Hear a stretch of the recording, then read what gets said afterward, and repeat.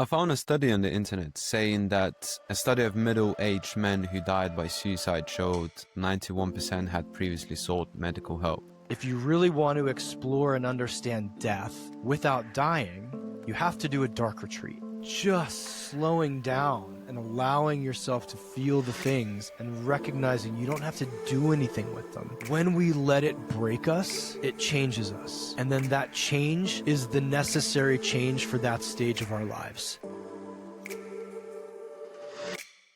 If you could explain to us a little bit about sort of who you are and sort of what got you up into this point with what you're up to today. It's a big question. Oh, man. Like a lot of guys, I was living a very different life maybe 10 years ago. Yeah, about 10 years ago. I was a gym owner. I was an acupuncturist. I had just started dabbling in writing because the gym needed a blog. I was married. I had a kid on the way. And I kind of had the boxes checked, like this is it. This is going to be my life for the next 25 years. And very quickly, everything fell apart. My ex-wife had a miscarriage, which led her to deciding that we should get divorced pretty quickly, which led to an opening that my business partner at the time said, it seems like your life is falling apart. Why don't you just let it fall completely and sell me your half of the business and go do the other things that you keep talking about wanting to do, but aren't doing, such as write books, do workshops, teach, lead, travel, do stuff that's different than our core business. And I took that opportunity and really leaned into, I've been writing a lot for this business. I've been blogging for years, but it's blogging, and I'm blogging about fitness and kettlebell swings and nutrition and stuff that I'm into, but doesn't really turn me on, doesn't light me up the way that some of the deeper conversations and the deeper issues of the world that I want to talk about do. And so I went on this wild and crazy year-long journey. I dubbed it or named it the Year to Live Project. And for an entire year, because I had sold the business, so I had money, and I didn't have a wife, and I didn't have a kid, for a year, I lived trying to answer this question. What would I do if it was my last year alive? And full on, I'm going all in on this. And I had lived a pretty unique life up to that point. Like we talked about before hitting record. I'd fought in Thailand. I'd done professional MMA. I'd bodyguarded all over the world. So it wasn't so much let's travel and see Paris or, let's have a threesome. It was what would my soul want me to do if this was my last year?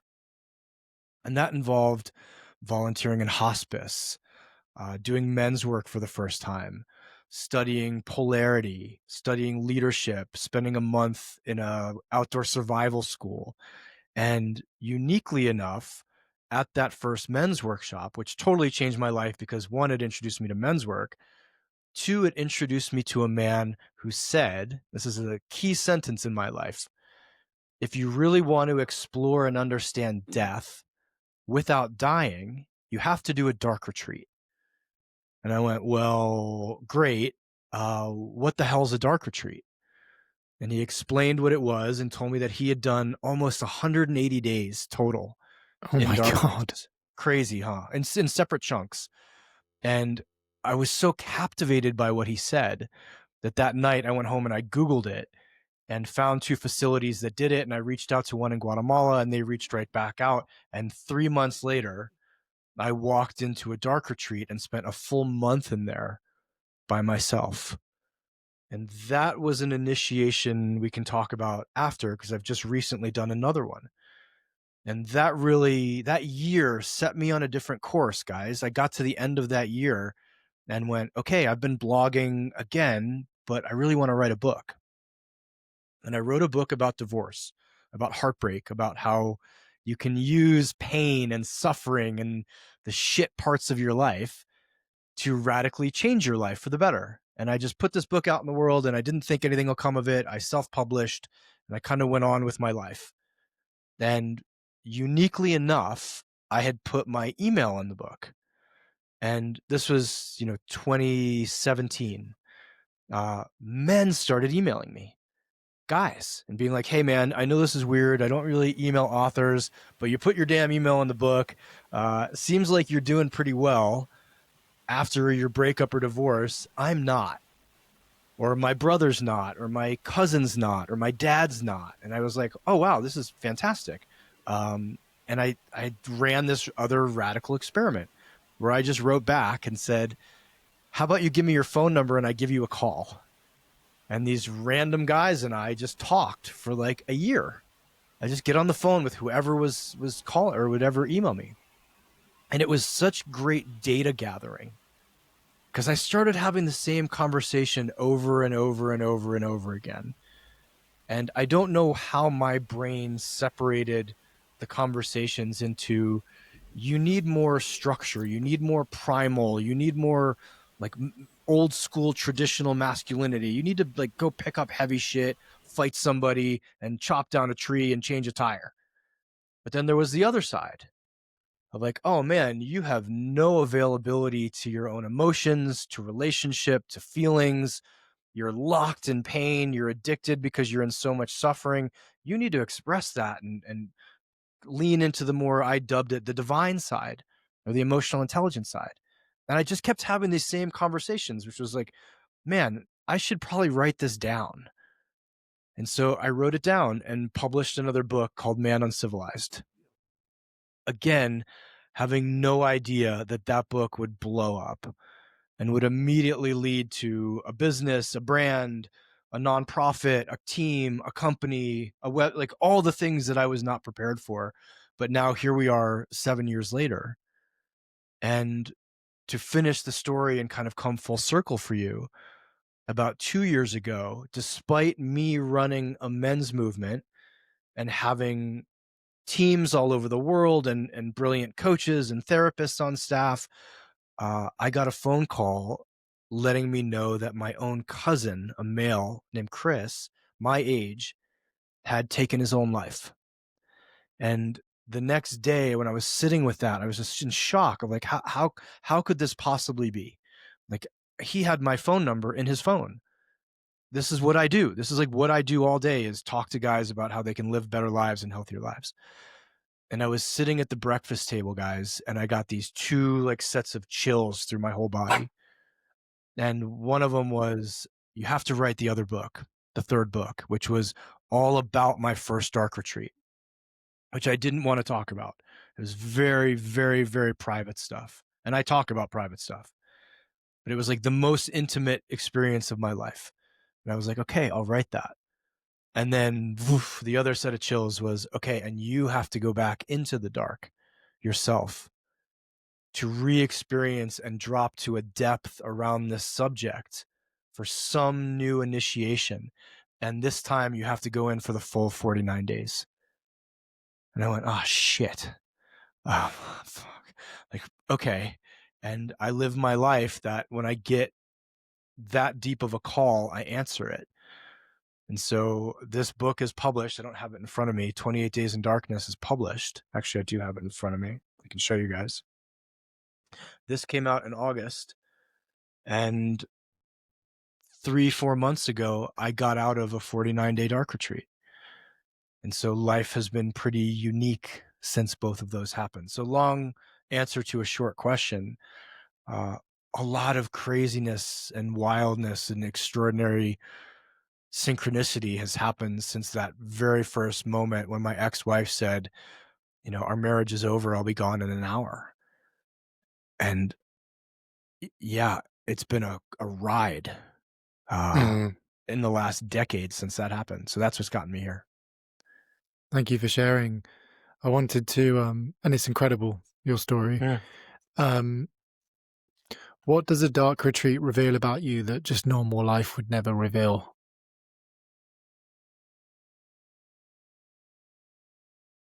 Think about this, right? And I'm talking about a length of time that is really hard for most people to conceptualize. Think of how many times in a 24-hour period you get to entertain a distraction. even if that distraction is like across from me on the wall, there's design on the wall, right? Like the paint has some design in it. If this room was completely bare, I had no phone, I had no music, I had no books, I had no internet, I didn't have my dog in here, I had no pictures on the wall. I was just in a bare room. Simply by having sight, I could entertain some distraction. A dark retreat, guys, eliminates 99% of that, where all you have is your physical body, your thoughts, whatever energy is coming through you, not to get too esoteric, and the physicality of the room itself, which becomes rather boring because you can't see anything.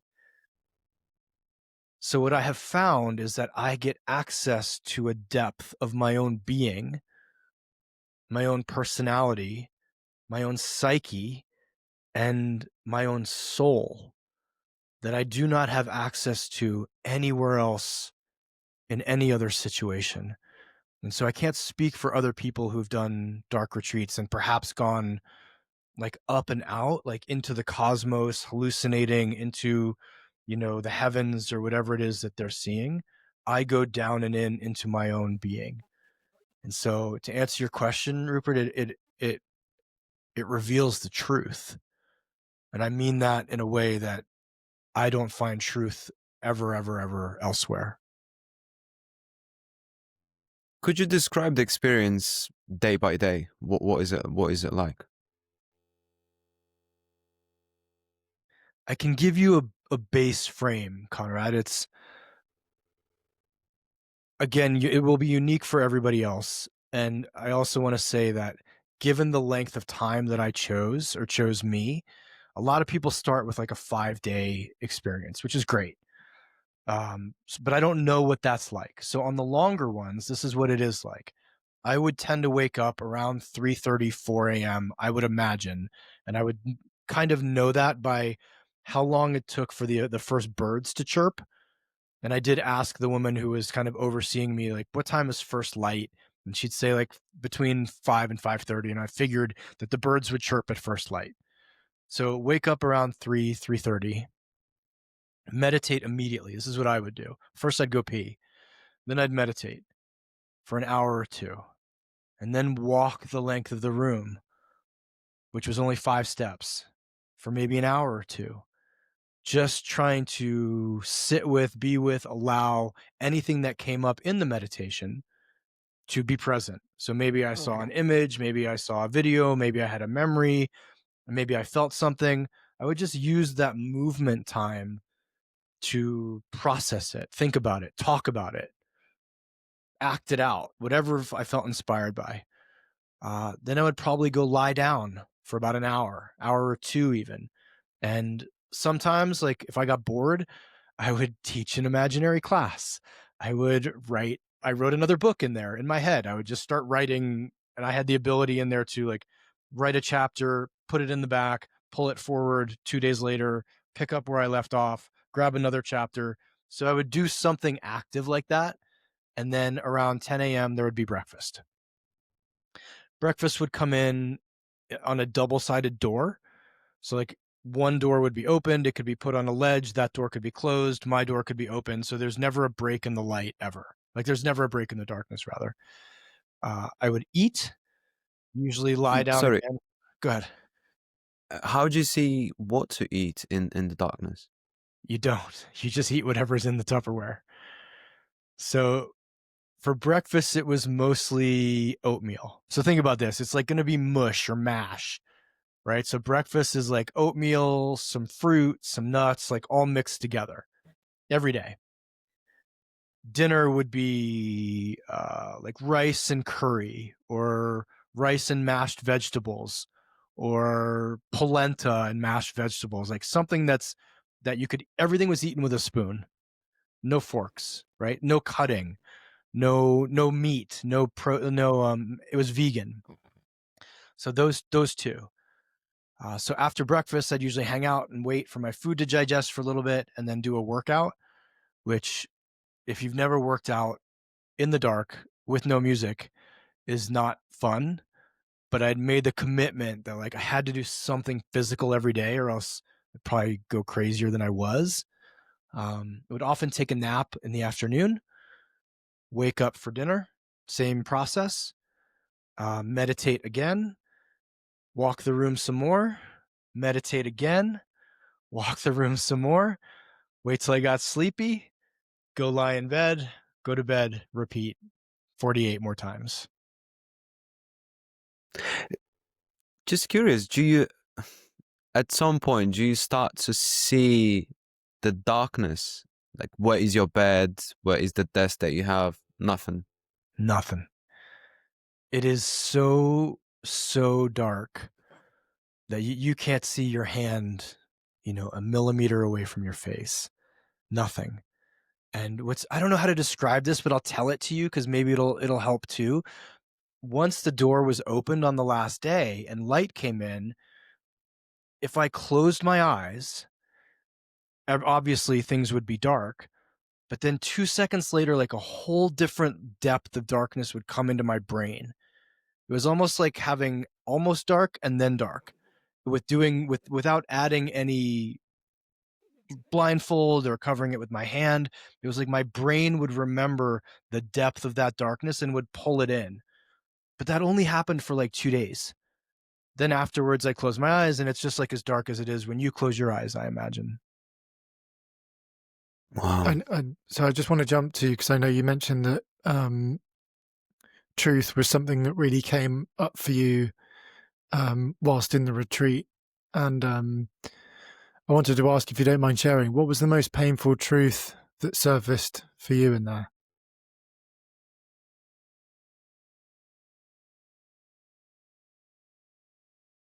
I don't know if there's like a particularly singular one.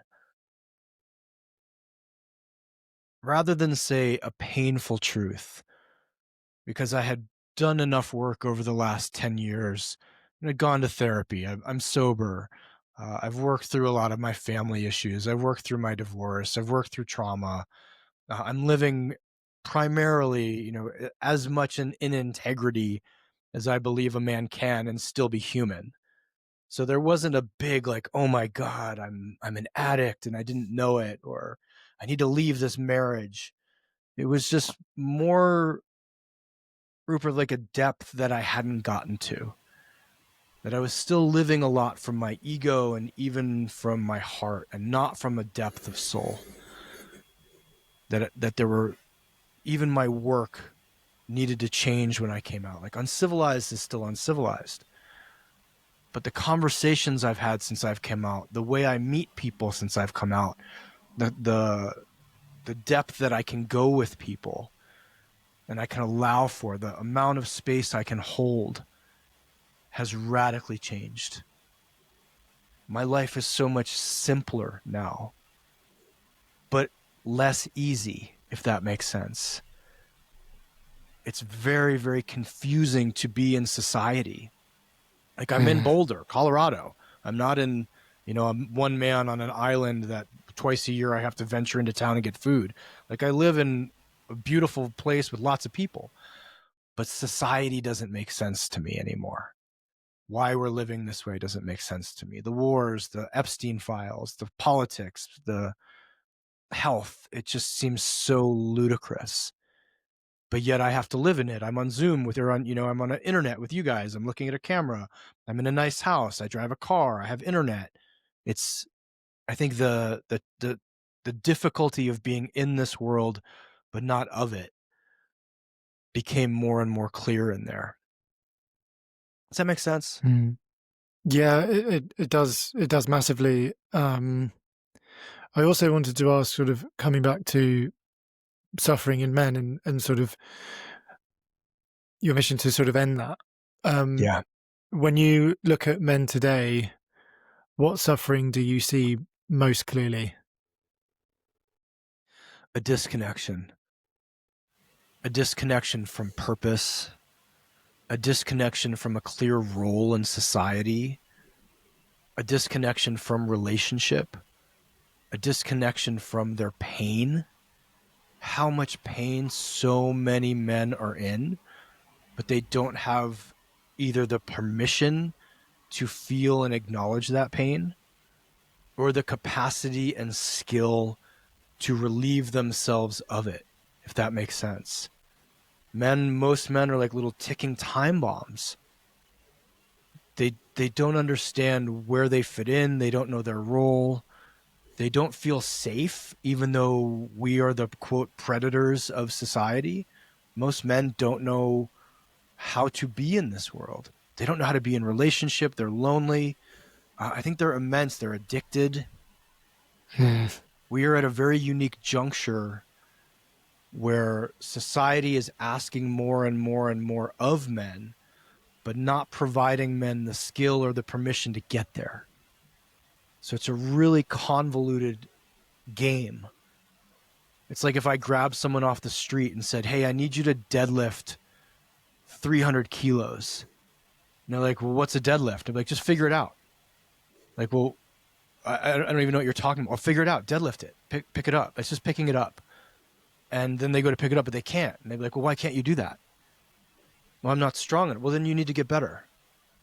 And guys are like, what are you talking about? Like, help me. Give me some guidance here. Give me some skill. Teach me. And then there's pressures coming in from all of these different angles, at least I find here in the US, that are conflicting.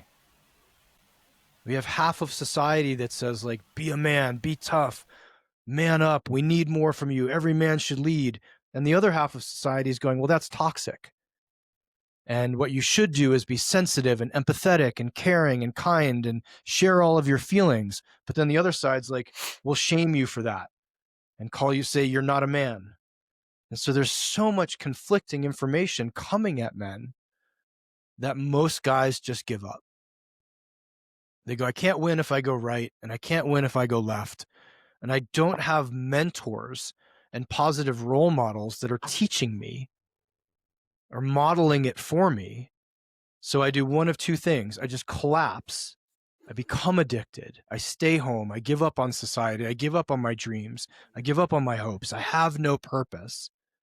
Or they model off of someone that's mostly toxic themselves. And neither of those have really positive outcomes or any positive outcomes.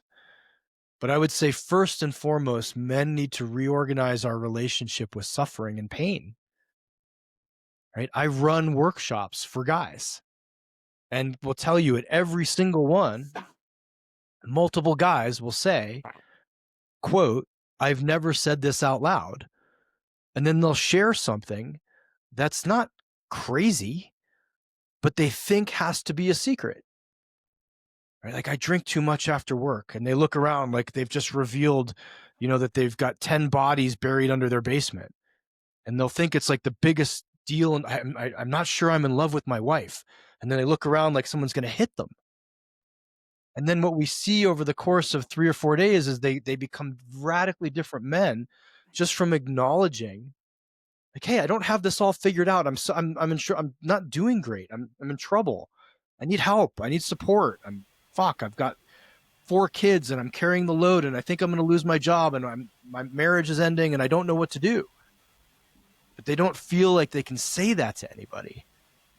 Or even worse, guys, and I imagine you run into this a bit yourselves, we have so many guys who have received actual big T trauma when they were little kids, when they were teenagers, whenever it was, and were given zero support. We're shamed for it. We're told, like, you can never tell anybody, or they believe that they can never tell anybody. And they're literally carrying around sexual abuse, violence. They've witnessed stuff that no kid should ever witness. Like, that's a lot of people.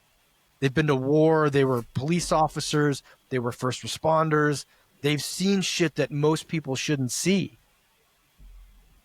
But then they have no support on how to release that or how to work with that. They're just told, this is a biggie.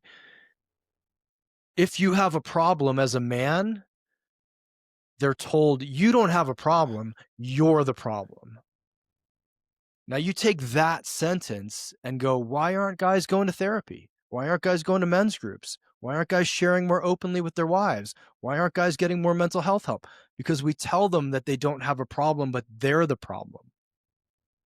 And that right there crushes their ability to go work with whatever the pain is that they have. So again, a long answer to a short question. But like, look around. What do men then do? We drink. We look at porn. We cheat. We do drugs. We get in fights. We become criminals. We do, or even worse, we get depressed. We get suicidal. We collapse. We give up. We become homeless. We just drop out of society. And we don't bring whatever it is that's unique and wonderful about us to the world, and the world needs it. So yeah, long answer to a short question. No, it's beautiful. It's beautifully put. I wanted to ask, like, do you think that's the biggest misunderstanding about masculinity? I think the biggest misunderstanding about masculinity is that men are still human. I kind of joke publicly every once in a while that like a big portion of my job is reminding people that men are human. And that if a 10-year-old boy watched his stepdad beat the shit out of his mom, he's just as traumatized as a 10-year-old girl who watches that. The difference is she may have permission from society to not man up and toughen up and just get over it and whatever that was a long time ago. Right? And that when men go through divorces and they can't see their kids, there's like real world suffering in that. You know, when men come back from war, they're most likely very, very traumatized because they're human. But we have like this weird different category societally in our brains because a small number of men do really, really horrible things that we can't allow for all men to be in pain. We just don't have the space for that yet societally. We're working on it, but it's really hard for people to see men as human. I think that's the biggest challenge around masculinity. Do you think that's what causes men to be and feel so lonely? It's because they are just isolated in that way? Think of how many times a day, or maybe let me put it this way. I posted this video accidentally. I posted a video on Instagram, and it was, you guys may have seen it. It's a woman saying, guys, who do you call at 2 a.m. when everything's falling apart, shit has hit the fan, like you're at rock bottom, right? And then the rest of the video is this series of clips of guys being like, nobody. Why would I call anybody? I'm a man. Nobody would care. Nobody cares. I'm a man. Like, so it's like 50 guys like that, right? It's like a 90-second video. Now, here's a fun story. I post that to Instagram, forgetting that my Instagram auto-populates to my Facebook, right? Now, for whatever reason, the video on Instagram has no sound. So I'm like, shit, it has no sound. I delete it, not knowing that it's still living on Facebook. Now, I don't go on Facebook very often. So a month later, I go on Facebook, and my little heart thing is just like blown up. I'm like, what the hell happened here? And I look at the video. Now, my average comment count on a Facebook video is 0. 0 people have commented on average. Guess how many people had commented on this video, primarily men? Go ahead. 150. Close. I was going to say more like, 500. 500. Close. 13,000. Oh my God. Oh my God. 13,000 comments. Wow. Mostly from men. Who mostly comments on social media? Women. Yeah. 13,000 comments, guys. And guess what? Shit. 95% of them were. Yup. I wouldn't call anybody. Yup. Nobody cares. Yup. Nobody cares. Nobody cares.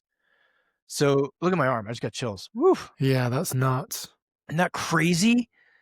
So now we ask, if that's in the culture, like there wasn't like a group meeting where all the guys got together and were like, hey, guess what? Nobody cares. And everyone was like, yeah, we got that. But that's somehow like seeped into the culture. And so I think that's one of the main reasons why guys are lonely, guys are isolated. Because imagine if you had a problem, but you got 500 times a day in little micro messages. Nobody cares. You're the problem. Would you go out and look for support? I wouldn't. I would stay home and be like, well, I guess I just have to figure this out. Or I'd probably get high and play video games and jerk off to porn. And then have a 6-pack and then eat shitty food and et cetera, et cetera, et cetera, et cetera. So there's some disconnect in the male culture. I'll share another story with you guys because this was super impactful. I and Dave Boyd, the president of my company, got flown into a steel mill in Ohio. So we're talking like blue collar, trade guys. And we were going to do a talk on meditation and on men's work for the day. And so 150 guys come in like right off the line. They're in overalls. They've got dirt and soot and oil on themselves. Like these are gruff guys, right? They're not executives. They're not business guys. And we sit them all in this big cafeteria and we start talking and we say, okay, do me a favor. Close your eyes so nobody sees the results of this quiz we're going to give you. We go, raise your hand. And these guys have worked with each other, some of them for 6 months, some of them for 30 or 40 years, right? Wow. We go, raise your hand if you think another man in this room would take your call at 2 a.m. in distress. And about 30% of the hands go up. Shit. Now we go, cool. Keep your eyes closed. How many of you would take a call from another man in this room, whether you knew him or not intimately, at 2 a.m.? And guess how many hands went up? All of them. Every single one. All of them. But now, so there's a disconnect, right? But then here's what's really unique, guys. And this I would not have believed if I didn't see it with my own eyes. The hands that went up saying, I believe someone would take my call, it was all the older guys. I thought it would be the younger guys, right, who have social media, who grew up in a more progressive world. It was like the gruff, old, seasoned dudes who were like, someone cares about me, which blew my mind. So there's some disconnect in the culture, in society, with young guys thinking no one gives a shit about them. And maybe it's because they're the ones who grew up with, quote, toxic masculinity, or all of they had the messaging beat into them so young that they think being a man is actually a bad thing. I found a study on the internet saying that a study of middle-aged men who died by suicide showed 91% had previously sought medical help. How do you think men should seek for help? I teach a workshop with a therapist for therapists called How to Work with Men. And we have to share that and I'm not shitting on the therapy world. Like, hear me. I've gone to therapy. I go to therapy. I think therapy is amazing. And I see a male therapist. And I'm not saying that there aren't amazing female therapists. However, the three of us, relate to men differently than we relate to women. And the vast majority of therapists are women. And the vast majority of therapist instructors in school are women. As it should be, if that's the vast majority of people who go to therapy are women. So a couple things need to shift. We need more male therapists. And we need to recognize that working with men therapeutically looks differently than working with women therapeutically. Just like the medical establishment is kind of just now figuring out that you treat men and women's bodies differently because of hormones. So I think what needs to happen primarily is those men who seek therapy also immediately need to get hooked into and connected with a men's group. And I'm not just saying that because I have a nonprofit that creates men's groups. I have a nonprofit that creates men's groups because I know how damn valuable men's groups are. I know what happens when a guy watches another guy sit down and say, I'm really struggling with X, and maybe he cries a little bit, and maybe he shares something super vulnerable, and the other guys in the group go, oh man, thank you so much for sharing that. I really appreciate that. I see you. I honor the pain you're in. I trust you more now. Like, that was really beautiful. Thank you. And the dude who just walked in, his mind is now blown because for 45 years, what he's heard is that showing any kind of weakness, showing any kind of vulnerability, admitting anything that's not amazing is bad or not masculine or not manly. So that guy's brain just got reorganized, and he's finally allowed to take whatever's weighing him down on his chest and like share it with other people and people who look like him, who smell like him. There's something about men. I don't know if women are the same way, fellas, because I'm not a woman, but maybe women who get in a room full of other women have the same safety. But when we get in a room full of men, something happens.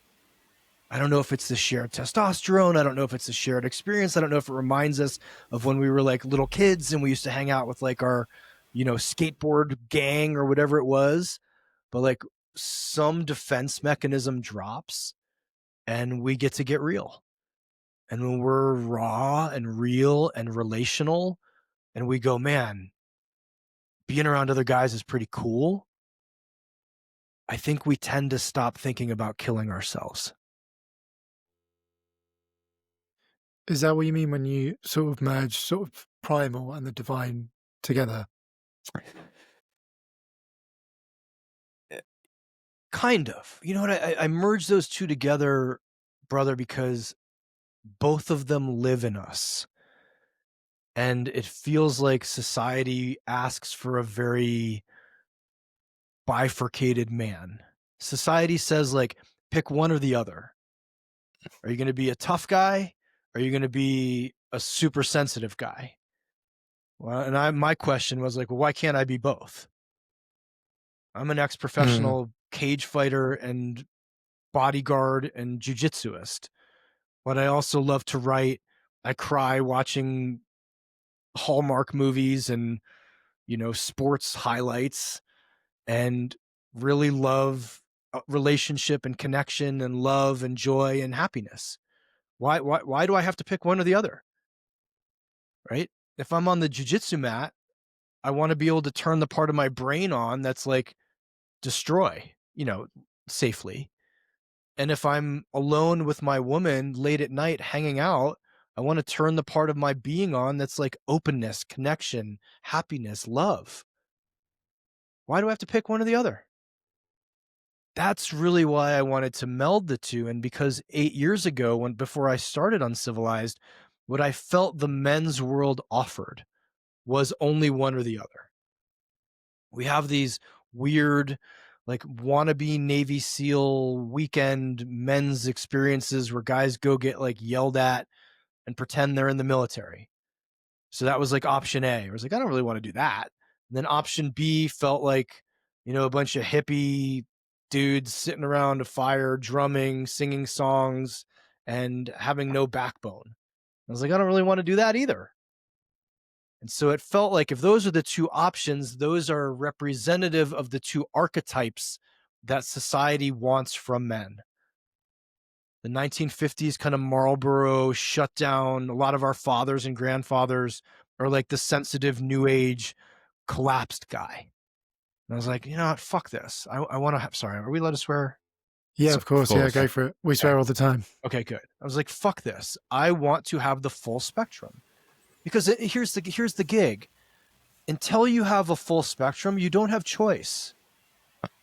I don't care if a guy is like, well, I really want to be a hardcore, classically masculine lumberjack driving a muscle car, drinking beer with a shotgun dude. Or if he wants to be the other side and be like, I want to be a ballet dancer who writes poetry and paints my fingernails and, all that. I'm like, great. Both of those to me are still masculine if they're done by choice. But if you don't know that the other side exists, or you feel like there's shame if you go to the other side, then there's really no choice. So what I wanted to do was just present men with choice. and say, here's what I found worked best for me. When I had access to the full spectrum, I could make a decision in the moment where I needed to be. And that led to my life increasing in all sorts of wonderful ways. So I got out in the world and said to men, hey, this is just what I've done. Take it or leave it. And a lot of guys tried it and it worked really well for them. So it just gave us more evidence that, like, okay, this is a part of the culture that seems to be missing. Why do you call it divine masculinity?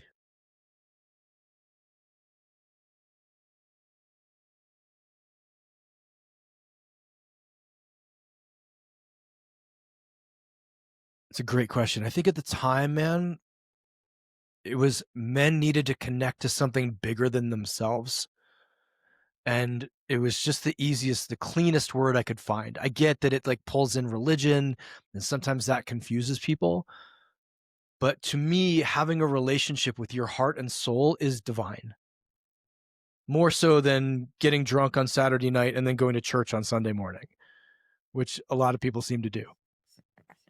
So it wasn't so much the divine masculine, but it was like these two images. I don't know if you can see behind me, the gorilla and the Buddha.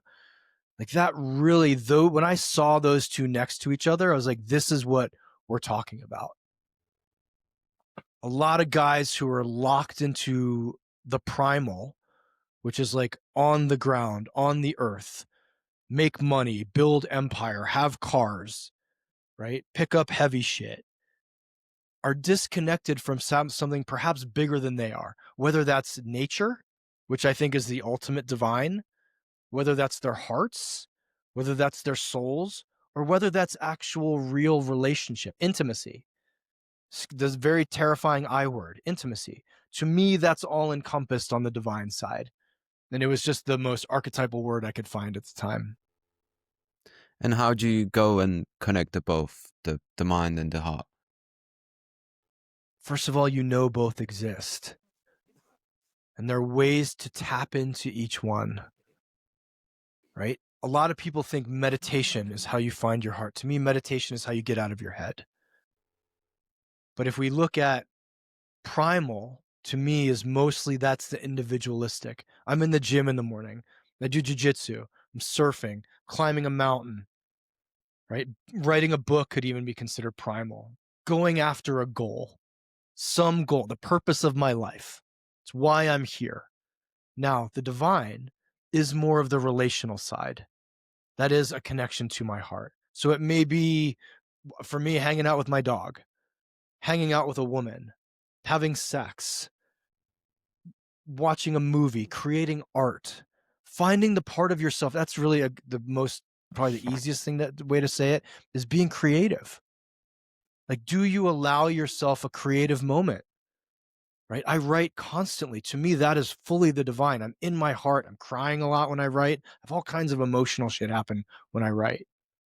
But when I'm in the gym deadlifting or choking people, I'm not having, I mean, I have different emotions, but not a lot of emotions. That makes sense? It does, yeah. Yeah, absolutely. For sort of men sort of reconnecting with their emotional side, I wanted to ask what sort of emotional responsibility looks like for a man in any relationship, whether that's sort of with their spouse, with their kids, with their friends, their co-workers, sort of, what does that sort of look like when you're trying to build more responsibility? I think first and foremost, it's a great question. First and foremost is just naming it. Can you say, I'm angry, I'm sad, I'm frustrated, I'm grieving, I'm happy, I'm joyful, I'm satisfied, I'm afraid? Like, not all of those are emotions, but just feelings. Most guys, if you ask them, because I would do this when I first started coaching men, I would say, like, I want you to text me every hour 2 things that you're feeling, and they can't be hungry or horny. So what else do you have? And a lot of guys are like, I don't know. I just don't know. Like, cool, let's take a minute. Like, how could you feel? Like, well, I have this like warmth in my chest and I want to like go do something aggressively. I'm like, okay, that could be anger. So just learning how to name it, right? Every Tuesday, I run a membership group called the Uncivilized Nation. And every Tuesday we do a 2-word Tuesday. And it's just a check-in. And we put this big wheel. It's got like 50 emotions on it. I'm like, guys, which 2 are most prevalent for you? And I tell them, this is a super easy exercise to skip. But it's a really, really insightful exercise to do. Because the more emotions you can name, the richer your human experience is going to be. And this is the biggie, because you asked about responsibility, the safer you're going to be. If I can't tell you I'm angry, but yet there's holes punched in my walls, or I've thrown something at you, or my face is red and my neck is tight and I'm like shaking, but I can't tell you that I'm angry, then I'm not a safe person to be around. And anybody with a lick of emotional intelligence is going to be like, I know, I can feel that you're angry. So there's a lack of congruence here. And a lack of congruence is what makes people feel unsafe around you. And I would venture to say, man, because you asked a great question, the lack of congruence also makes men not feel safe around ourselves. If I'm angry and I can say I'm angry, I know it's clean. I know it's going to be gone in about 3 to 5 minutes. And I can even say to a partner, like, now is not the time to talk to me. I'm fucking angry. I'm going to go outside. I'm going to do 10 push-ups. I'm going to take 3 breaths. And I'm going to come back in when my nervous system has regulated itself. And we're going to continue this conversation. That is so much different than not knowing how to say that and fucking screaming at your partner or pushing them or throwing something or flipping the table or anything that then requires like weeks and months of repair after. Right? And then we feel like shit and we have shame and all of this. So where does it become responsible? First, learn to name it. And then second, know that an emotion doesn't always require action. So if I'm angry, it doesn't mean I have to punch the wall.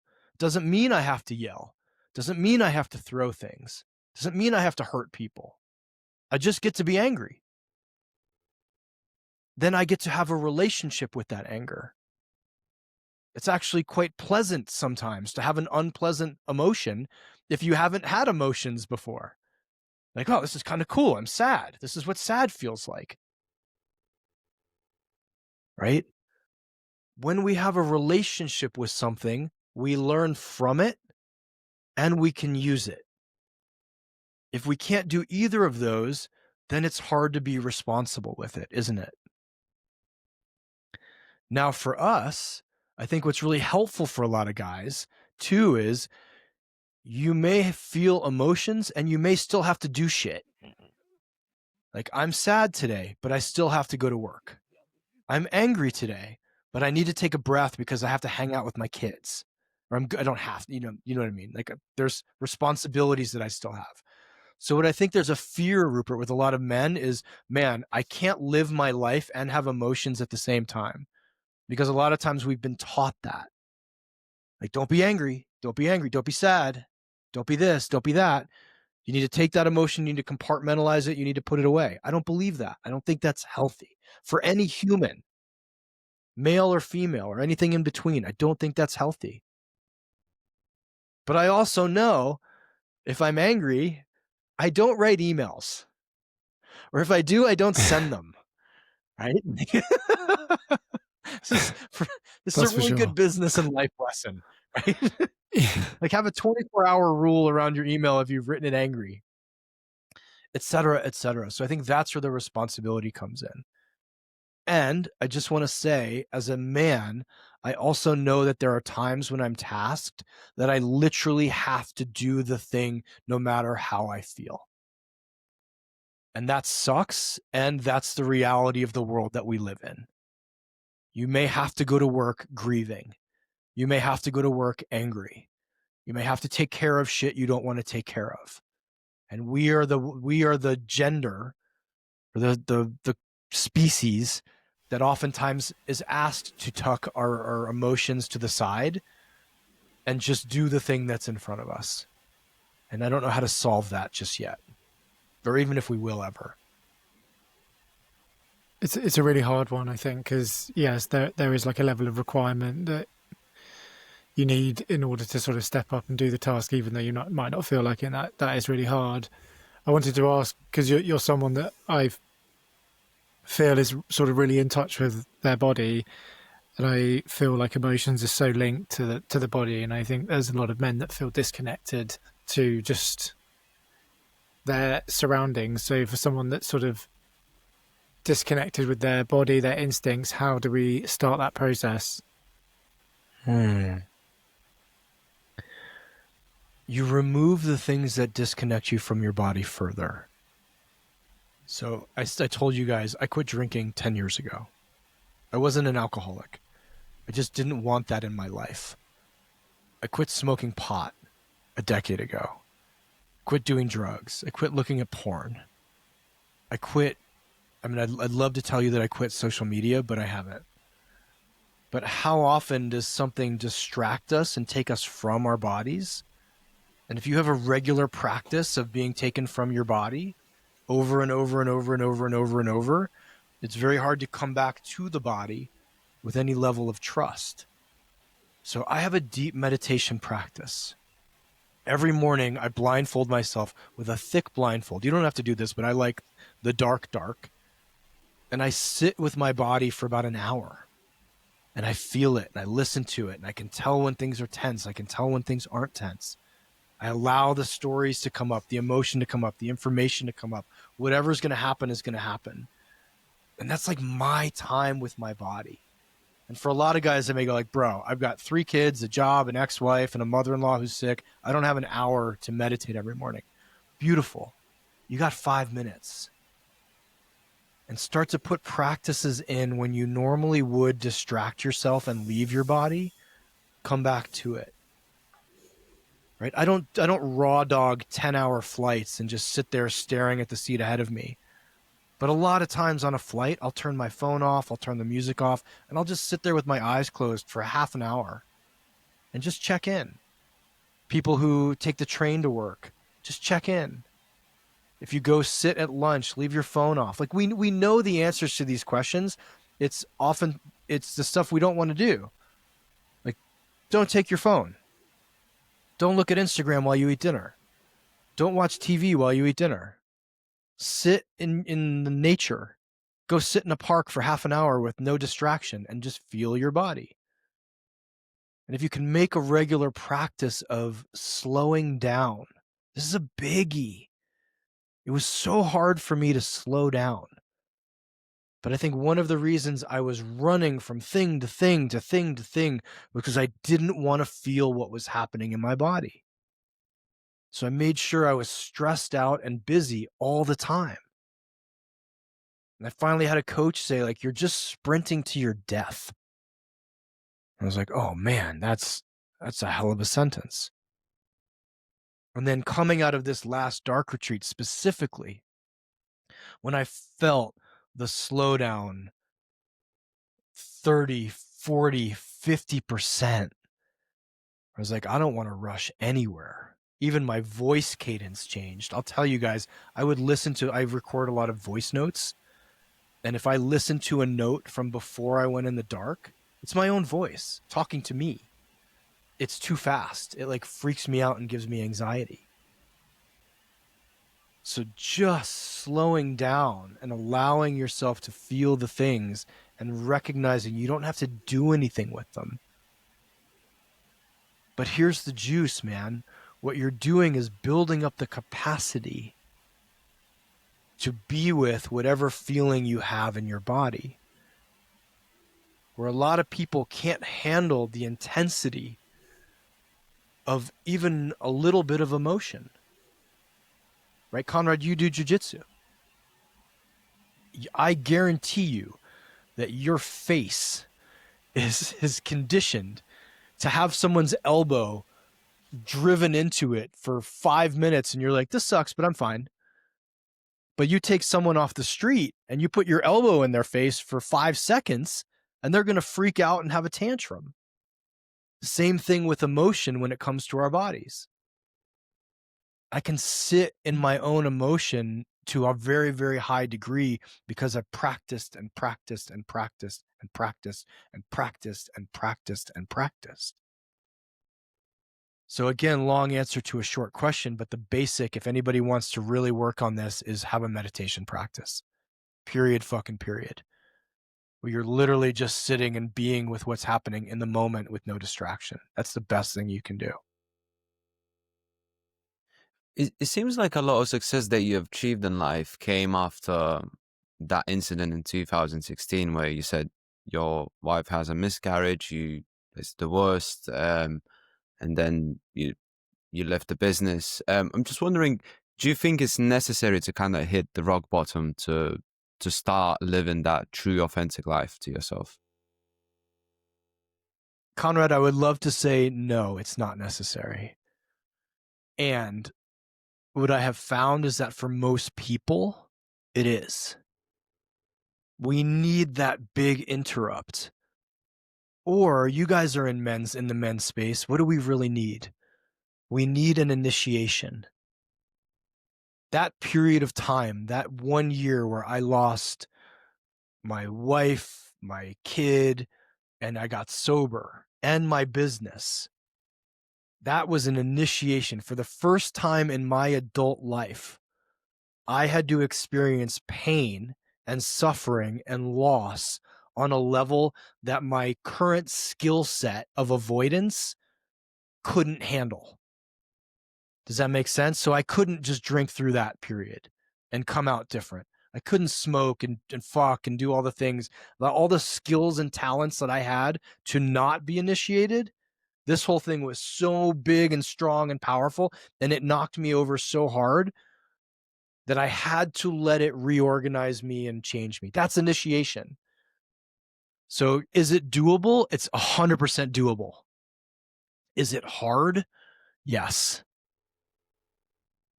Right? It's really, really hard to make those deep changes without some level of loss.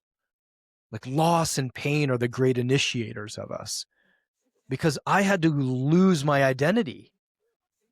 It wasn't just my marriage and my future child and my business. I had to look in the mirror and go, you are now not that woman's husband, that child's father, that owner of that business, and start to ask the really deep, important question of who the fuck are you? And is the life that I'm living one that I actually want? Or is it just in reaction to what my parents want, what I was brought up around, what I think is cool, what I think will make me money, what I think will help me get the things my ego wants? So that experience took me out of my head for the first time in my life and dropped me into my heart. Into my heart.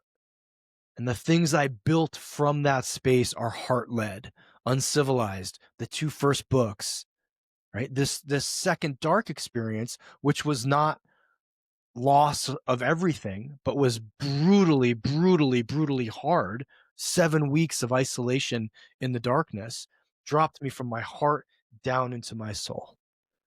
And so I don't know if you get there, man, without some kind of initiation, right? Like, you fought, correct? Mm-hmm. You fought Muay Thai? Yeah. Like, could you be the person you are now without having actually stepped in the ring and risked getting your face beat in, how many times you did it? Like, you had to go through that crucible of like, you can't fake that. You can't imitate that. It's real. It's real. And so I think for men specifically, like we talk about initiation with young boys and with men. At some point in an initiation, you don't know if you're going to get through it. Just like in a Muay Thai fight, at some point you realize I may wake up on my back with the referee counting over my face. At some point, I may not get out of this. It's not a guarantee. It's one of the few things in life where you just don't know if you're going to get through it or not. I think that men need some situation, be it a divorce, loss of a parent. Like my dad died a year before I went in the dark.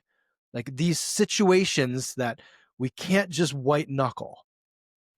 We can't just be like, I'll just skate through this and I think I'll be okay. We need something that's like, God damn it, I don't know if I'm going to live through this. That reality reorganizes us at a depth that I don't think normal reality does. Do you think that we sort of, as men, have to drop the ego in order to sort of push through adversity? And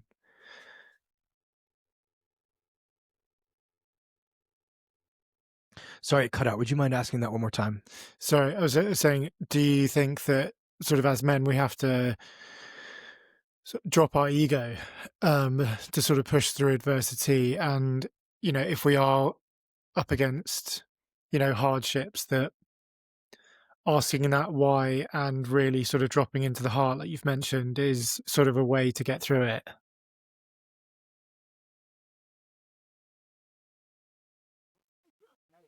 I want to answer this honestly. You can use your ego to get through something. But I think then you're going to have to go through it again. Right? You can white knuckle stuff. People have white knuckled stuff. People have drank and done drugs through hard situations in their life. But I just have a feeling that you then don't get the lesson dropped down deep enough. And that these situations exist.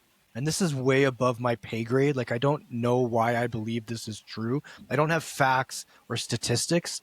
This is just what I've seen from over a decade of working with men. When we let it break us, it changes us. And then that change is the necessary change for that stage of our lives. Does that make sense? Yeah. I needed to get sober. And again, I was not an alcoholic, but I needed to, in order to get to where I am today, which is where I feel like my life, this is the purpose of my life. I needed to get rid of all that shit. And the only way I would have gotten rid of all that shit was to feel so much devastation and pain from that loss that I knew I couldn't drink or use my ego to get through it. And I'll tell you guys, in 2016, the first reaction I got from some of the people close to me was, don't worry about this.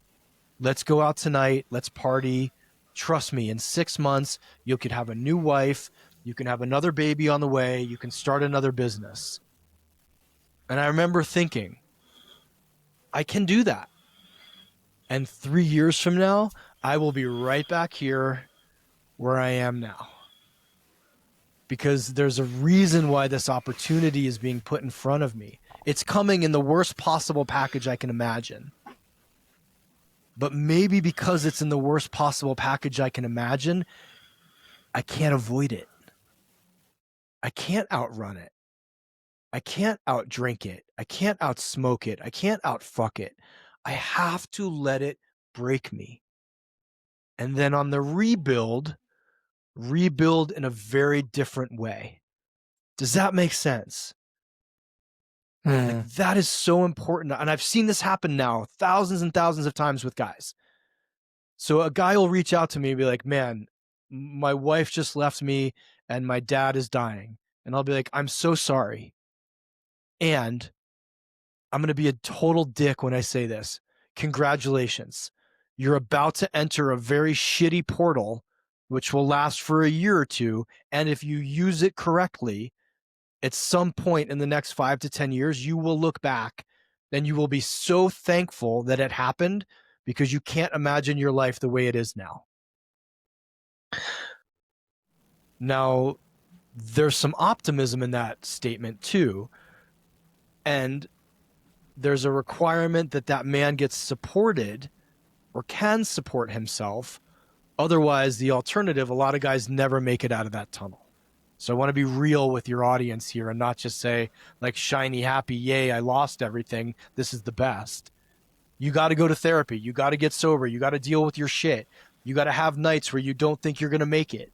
You got to have people you can call when you don't think you're going to make it. Because a lot of guys go through the same thing that I went through and don't make it. And so I want to be real about that.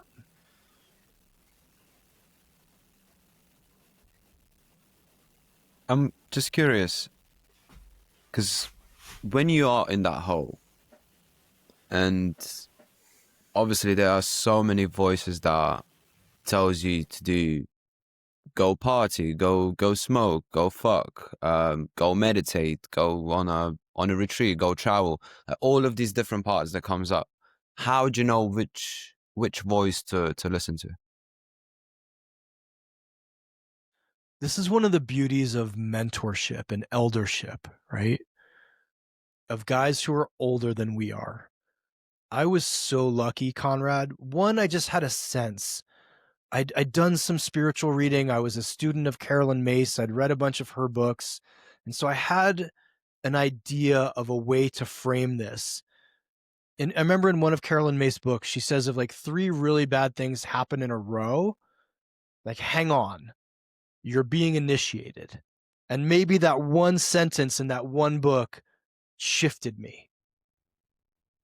But I think we have an intuitive knowing that the voices that are telling us avoid, bypass, ignore aren't the best voices to listen to. And so I had 3 people. One was a guy very early on who had gone on a business trip and come home to an empty apartment. He'd gone on a business trip married, and he came home to a completely empty apartment. Completely. She'd even taken like the electric socket covers off of the electric sockets. Like that petty, right? And this guy reached out to me and he said this sentence, game-changing sentence to me. He said, this is either going to be the worst year of your life or it's going to be the best year of your life. But either way, it's going to be the hardest year of your life, so you have some choices to make. So think of what he did. He told me his situation, he framed my situation, and then gave me some agency at a time when I didn't think I had agency. That was guy number 1. Guy number 2 was a mentor of mine who took me on a beach walk and just said, you know what? I've been through this. He was in his 70s. It's like, I've been through this 3 times already with you know, the exact same situation you're in. And I've seen a lot of guys go through this exact same situation. And a lot of guys don't come out of it okay. So make decisions that you think you'll come out, that like, give yourself the best chance of coming out okay. And that's one of the main reasons I quit drinking right then and there. I was like, I am not going to shoot myself in the head sober. I'm not going to beat the shit out of someone in a supermarket sober. I'm not going to drive my car into a tree sober. But if any of those 3 things are going to happen, 6-8 beers deep is when they're going to happen. So let me just get that right off the table. Now, here's the 3rd guy. And this is such a random dude, right? I had to reach out to my tax attorney, like CPA, my tax guy, and tell him I'm getting divorced. And and I'm leaving the business. So I'm super embarrassed, right? I'm kind of like, I was ashamed. I was like, hey man, I got something really bad I want to tell you. I don't have an intimate relationship with my tax guy. He does my taxes. But I still have the email that he sent back. And this is what he said, Conrad. He goes, take a breath. I'm older than you. And I work with thousands and thousands and thousands of people. I have seen this situation so many times, it's almost boring to me. And he goes, there is another side of your situation. And I have found that people who use the situation and do it right end up better than they were before. And I'll just leave you with that. And so I had these really positive influences in the midst of, let's just say, unconscious influences. But mostly what I had was that frame from Carolyn Myss saying, hey, if these 3 things happen, you get to use it. And I'll also add one more voice to this conversation, Conrad. I went right into therapy. I was like, hey, I know that I am not equipped to handle this without a professional. And I had the financial resources. I was lucky to be able to do that. And my therapist was this brilliant guy named Tom Elsner, who was a Jungian. And he's like, do you know about the hero's journey? I was like, no, I've never heard of any of this. And he explained about initiation, and he explained about the hero's journey. So he gave me another framework on which I could say, wait a minute, nowhere in this positive cycle is go get wasted with your friends and fuck a stranger. Yet I kind of knew a couple guys who were like, yeah, I have a second kid because during my divorce, I got wasted at a bar and I met a chick and I did something dumb. And now I'm paying $2,500 a month in child support every month for a kid I don't see. So I also had some examples of what not to do. But to answer your specific question, I think most guys at that moment can actually tap into a little bit of wisdom and start to ask themselves, perhaps, this is a question I ask clients when they come to me in the midst of crisis. I'm like, what do you want to use this for? What do you want to use this for? Because you get to. You didn't know this before you called me, but you get to use this to change your life. This is the history of humanity. People have used all kinds of terrible shit to change their lives. So just that question makes a lot of guys go, I think I want to go back to grad school. I want to lose 50 pounds. I want to get sober. I want to, whatever the thing is. I'm like, cool, that's what you're going to use this for. And whatever else it brings with it that you can't imagine in this moment. But man, start advocating on your own best behalf. Most people who are getting divorced, who have hit rock bottom at some point, have decided to drink, smoke, fuck, avoid their problems, and pretty much know it's not the best option. If it was, I would be on this podcast being like, are you getting divorced right now? Have you tried drinking till you black out and fuck strangers? That's the best way I know how to do it. And I know thousands and thousands of guys who have radically changed their lives for the better by doing just that. But we don't hear that on podcasts ever. And there's a reason why we don't hear that on podcasts, because it doesn't work. So don't do that.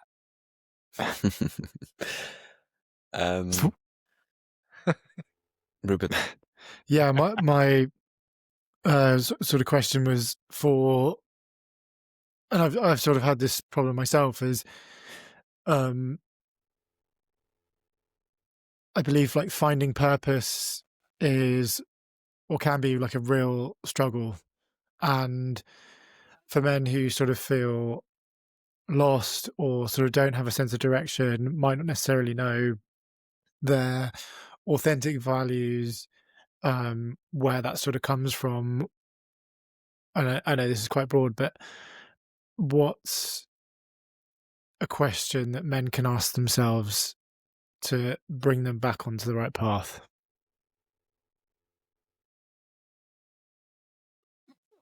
It's a really great question. I think first I just want to acknowledge that feeling that disconnection from purpose for a man is very, very painful. And a lot of guys downplay how painful it is. And I remember times in my life when I didn't know what to do or what to apply myself to or what to lean into. And I was miserable. And very few people that you go to and say like, man, I just don't know what to do with myself, I'm so miserable, have a lot of compassion for you. So I want to have compassion for the guys listening to this who may feel really lost, and no one says, man, that sucks. I'll say it. It sucks, and my heart goes out to you. Now, the question is, what makes you feel alive? What makes you feel alive? And this sort of ties back in to the question you asked a few minutes ago, brother, of like, how do you feel your body? I have followed what makes me feel alive for a lot of my life. And it has led me to beautiful places. I have followed what I thought would be easy money, and I've fallen on my face. So I just come back to what lights you up? Like right now, this is 2025. Like I started my career, my business career, my purpose career before there was really internet. No one had cell phones. You know the options you have right now with a cell phone and a laptop? You can do anything in the world. But the question becomes, what makes you feel alive? I recently, last Saturday night, what day is today? Wednesday? Tuesday? Tuesday.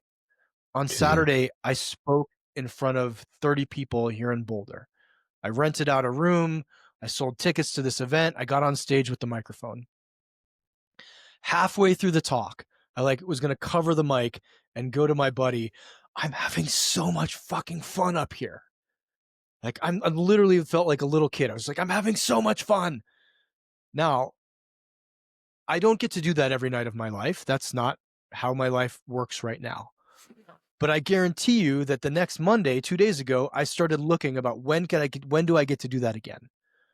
Where can I find a stage to talk on? Who will bring me into their stage to have me talk on that stage again? When I write, I feel alive. So I write every single day. When I talk to men, I feel alive. When I do interviews like this, I feel alive. Now people may be like, oh, you're so lucky. You found this thing. No. My thing is fucking weird. 8 years ago, people said, do whatever you do not start a men's movement. Don't work with men. You'll be broke. This idea is stupid. Men don't buy shit. Men don't care. Like sell stuff to women. And I was like, no. I don't know. I talked to a group of men. I feel really alive. I'm just going to keep following that thread. Like, well, you were lucky enough to have a brand. No. I took all of my weird shit about me and put it into a brand.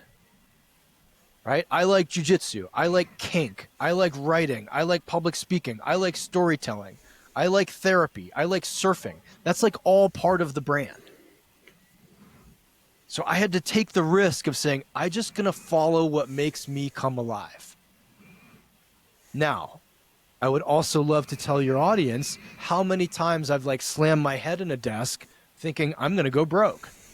I'm going to be bankrupt. I have to work until 2 a.m. writing sales copy to sell something that no one wants to buy. You still have to go through the natural business evolution, right? Or whatever the thing is that you like to do. There's still a path that has to be walked with it. Just because you find your purpose, it doesn't mean tomorrow morning you wake up and there's $1 million in your bank account and people are throwing opportunities at you. You still got to fucking hustle. You still got to grind. You still got to put in the effort. But the opposite skill set comes into play of, man, I'm just going to sit in a room and go, God, what makes me feel alive? And then not apologize for the answer. I don't care what the answer is. I don't care how manly it is, how tough it is, how cool it is. If society thinks you're going to make money at it, I don't care what it is. I know guys that have left $500,000 a year careers to teach in public school, right? To teach at junior college, to go become scuba instructors and make 20 grand a year. I was very fortunate when I was a kid. One of my friend's dads, this is I didn't even understand this at the time, but it's still, because I'm talking about it, 38 years, 40 years later, it was that impactful. We found out that one of my buddy's dads quit his high-powered New York City job to become a carpenter. And I remember someone asking him, why did you leave all that money? He goes, because at the end of a workday now, I get to hold the thing that I built. I get to drive by the house and be I built that house. And so he took a huge pay cut, but I guarantee you he's satisfied every time he drives around, I built that house. I know I built the cabinets in that house. I built that thing. So what did he follow, guys? Did he follow the money? Did he follow the status? Did he follow the prestige? Did he follow the fame? No, he followed what makes him come and feel alive. So I think that's a really great first question, right? Like, what do you do in your free time? What do you do? What would you do if you weren't getting paid for it? That's another great question, right? I was doing men's work and paying to do it, like supporting the business, purchasing the tickets, like renting the venue, and making no money for years, but I just knew I wanted to do it. So I think there's also that, like, what would you do if you weren't going to get paid for it because you just can't help yourself? Now, Rupert, a lot of guys have no muscle in this area because no one has ever asked them, what makes you feel alive? Right? So I work with a lot of, you guys know, the nice guy community. Those guys rarely has anyone ever cared. What do you want? So they have like this very atrophied knowing muscle about what they want. So for them, it's a longer process of maybe it's trying things. Maybe you got to put some effort in though, like pick up a guitar, go to jujitsu, talk to some people who do some things that you may think are interesting. Hang out with them for the day. See if it is interesting. Try shit. Be willing to fail. And here's the last piece I'll tell you on this question. I worked with a guy, an Australian guy, years ago, who was struggling with his purpose. Exact question that you asked, right? He hired me to coach him.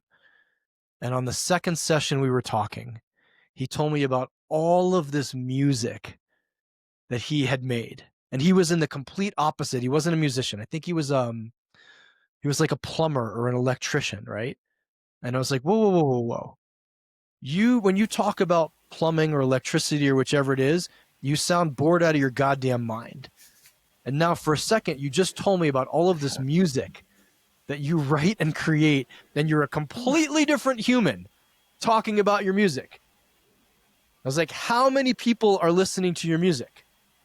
And he goes, none. Why would anybody want to listen to my music? I don't share it with anybody. And I was like, dude, stop this. Like, you literally just became a different human telling me about your music. Do you think your music's good? And he's like, it's not bad. I was like, have you shared it with your closest friends? No. I was like, here is your purpose, is not to just get your music out into the world. Your purpose, until then, is to work through all the shit in your head that tells you that you and your unique gift aren't going to be valuable to the world. I don't care if it's music, art, being a lawyer, being an electrician, being a jiu-jitsu guy, being a podcaster, being cutting hair. I don't care what it is. If you're struggling with it, also look at the possible blocks. The voice in your head that says, yeah, I know my thing, but nobody else will want it, or nobody else will care, or it may change how they think of me, right? That's the bullshit and the noise that also blocks a lot of guys from actually stepping into their purpose. Does that all make sense? I feel like I'm rambling.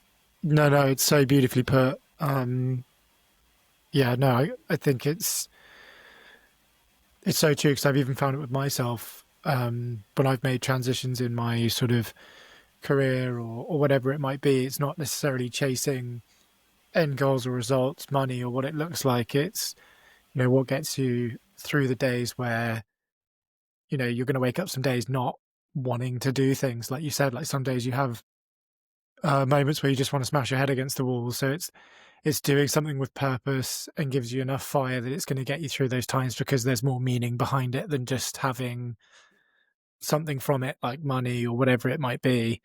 Right. So yeah, no, thank you for sharing that. It was really beautifully put. Thank you.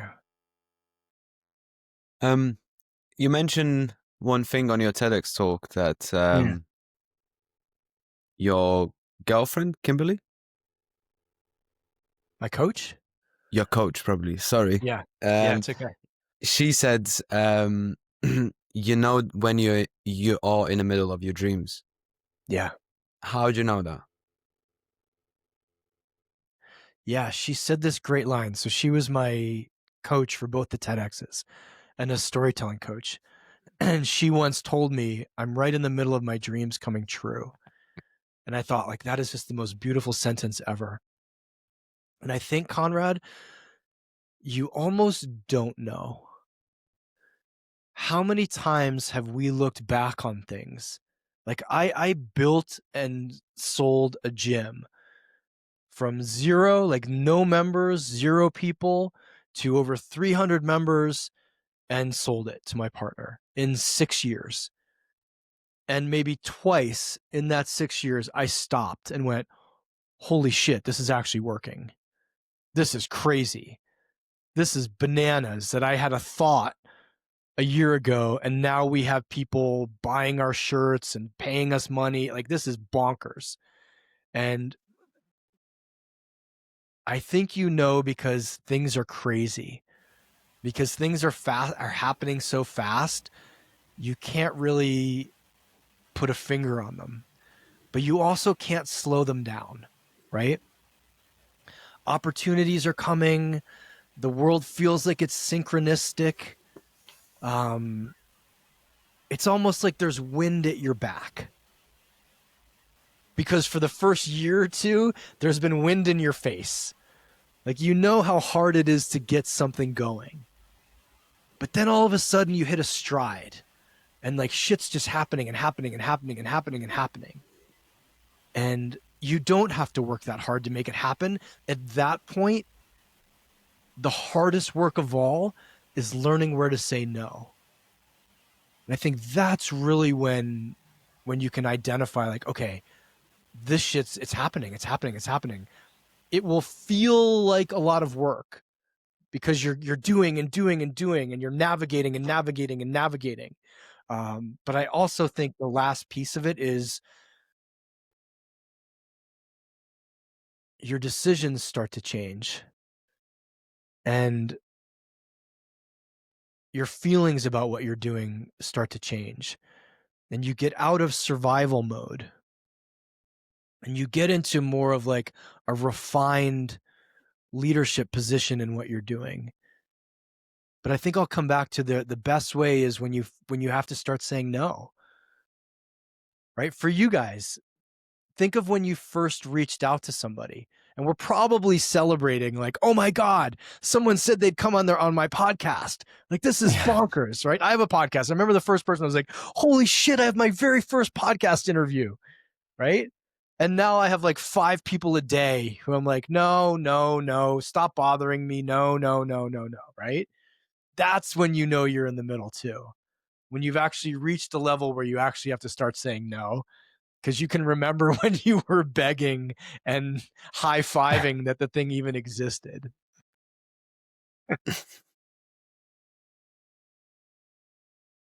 Traver Boehm, thank you so much for coming on the show. And where can people Pleasure, find you? man. Thank you for having me.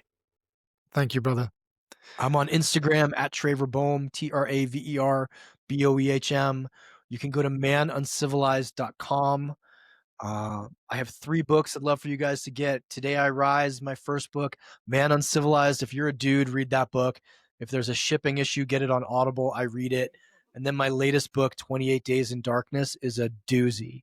I've gotten great feedback from that, of people who say it really does initiate them into a different way of thinking about darkness. And I've had a number of people say it's the first book they've read cover to cover in years. So those are the best ways. Check out the Uncivilized Podcast. It's on hold for a bit now, but I have 400 back episodes of amazement. But I'm not hard to find. If you put it in Uncivilized and you don't find me, please fucking find me and let me know so I can fix that. Amazing. Brother, thank you so much. The work you're doing is incredible, and it's been super inspiring talking to you today. Thank you. Thank you. Thanks, fellas. I appreciate you having me on.